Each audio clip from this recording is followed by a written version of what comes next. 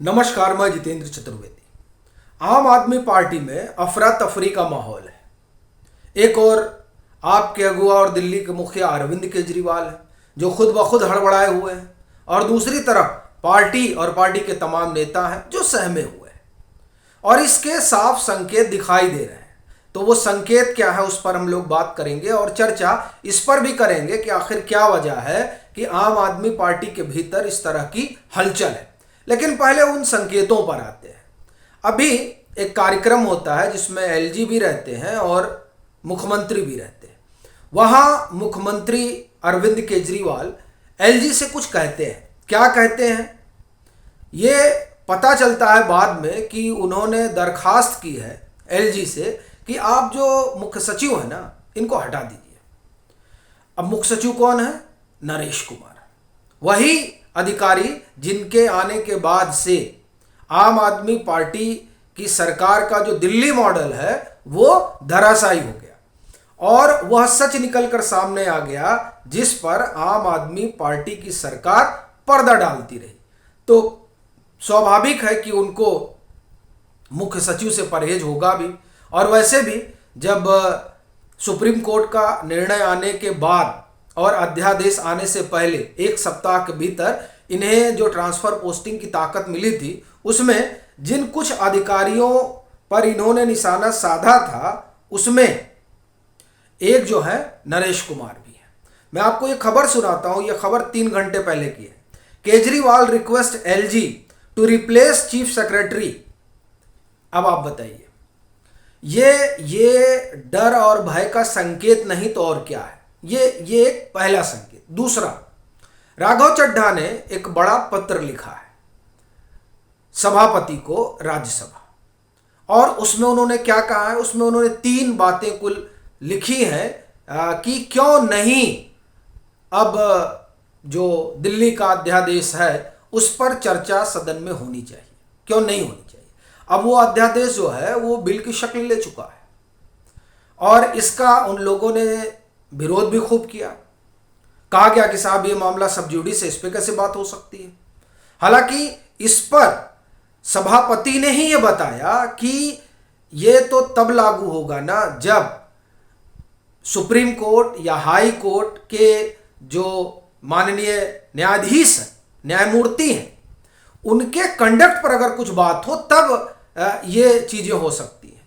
लेकिन इस पर तो इस तरह की बात लागू नहीं होती है। ये खुद सभापति ने बताया था। मुझे लग रहा है इस शुक्रवार को संभवतः, जब इस पर इन लोगों ने वॉकआउट वगैरह किया था, या बृहस्पतिवार को, मतलब दोनों में से एक दिन था। लेकिन ये सभापति ने साफ कर दिया था कि ये कोई मसला नहीं है, ये बिल की शक्ल में आ रहा है और अब इस पर चर्चा होगी।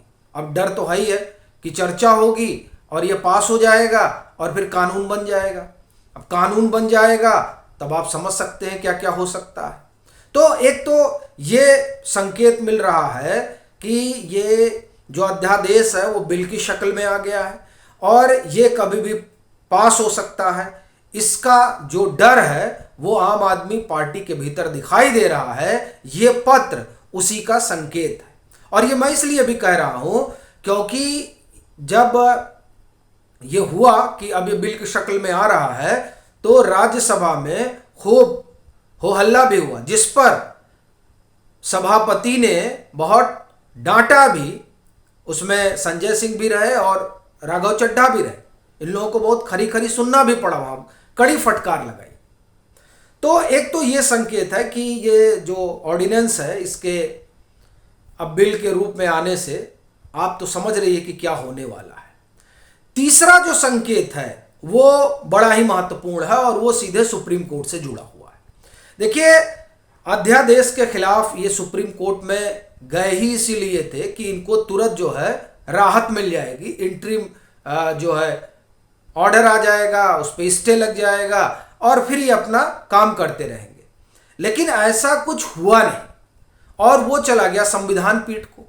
तो वहां जो ये चाहते थे कि फौरी तौर पे राहत मिल जाए और फिर चीजें आगे चलती रहें, और जो इन्होंने सब लोगों को अपॉइंट कर रखा है उनका भी अपना काम का चलता रहेगा। लेकिन ये भी बात जो है सुप्रीम कोर्ट में बनी नहीं। तो इसने भी आपको बड़ा झटका दिया है। अब सवाल ये उठता है कि संकेत तो हो गए, लेकिन कारण क्या है जिसकी वजह से आपके भीतर हलचल मची हुई है? देखिए, तो इसका 3-4 कारण साफ तौर पर दिखाई देता है।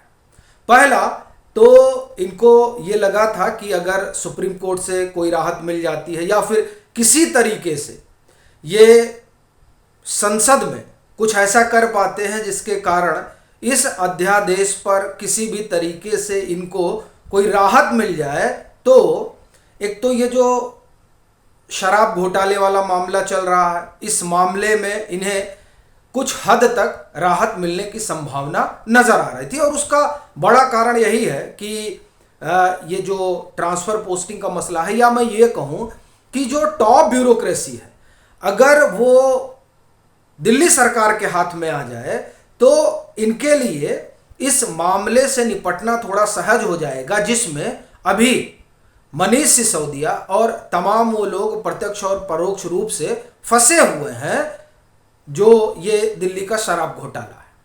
तो एक चीज इनको लगा था कि कुछ बात इस पर बन सकती है, लेकिन अब जिस तरह से चीजें आगे बढ़ रही हैं उसमें साफ लग रहा है कि कुछ होने वाला नहीं है। ये ऑर्डिनेंस जो है ये रिप्लेस हो चुका है बिल के रूप में, अब ये कानून बनेगा। दूसरा, शीश महल जो है वो बड़ा मसला है आम आदमी पार्टी के लिहाज से, क्योंकि यहां जो है ना, यहां सीधे सीएम फंस रहे हैं और ये आपकी राजनीति को बड़ा धक्का दे सकता है। अगर इसमें जो जांच पड़ताल चल रही है उस जांच पड़ताल में सीधे सीएम कटघरे में खड़े हो जाते हैं, और अगर इसे एलजी रिकमेंड कर देते हैं सीबीआई जांच के लिए, तो मामला और गड़बड़ हो सकता है। और वैसे भी सीएजी की ऑडिट हो रही है इस शीश महल पे। तो ये जो एक आप ये कहें कि हिस्सा है आम आदमी पार्टी के अगुआ और दिल्ली के मुखिया का, ये दरअसल उनकी दुखती रग है, जो जब कानून आ जाएगा तो मुझे लगता है ठीक से दबेगी। इस कारण भी जो है काफी हड़बड़ाहट है। और तीसरी और बड़ी महत्वपूर्ण है वो ये कि ये जो दिल्ली के शराब घोटाले में जांच पड़ताल चल रही है, इस जांच पड़ताल के तार आगे तक पहुंचेंगे, इस बात के साफ संकेत दिखाई भी दे रहे हैं। चूंकि जो पूरक चार्जशीट हुई और जिस तरीके से दिनेश अरोड़ा ईडी की कस्टडी में होते हैं और वहां से फिर कई तरह की खबरें आ रही होती हैं, ये खबरें भी आपको परेशान कर रही हैं। चौथी चीज, कई तरह की जांच जो है वो विजिलेंस के पास है, विजिलेंस उसमें जांच पड़ताल में लगा हुआ है। और उसमें जो एक आपको ख्याल होगा क्लासरूम घोटाले वाला, उसमें तो विजिलेंस ने बाकायदे जांच पड़ताल करके ये पाया कि कोई 1100-1200-1300 करोड़ रुपए का वो घपला घोटाला है, और उसकी अनुशंसा उन्होंने की कि किसी स्पेसिफिक एजेंसी से जांच कराई जाए। तो वो जांच भी मुझे लगता है जैसे ये कानून बन कराएगा वो जांच भी शुरू हो सकती है। इसके अलावा शिक्षा से ही जुड़े हुए और कई मामले जिसमें कहा जा रहा है कि आने वाले दिनों में जांच पड़ताल शुरू हो सकती है।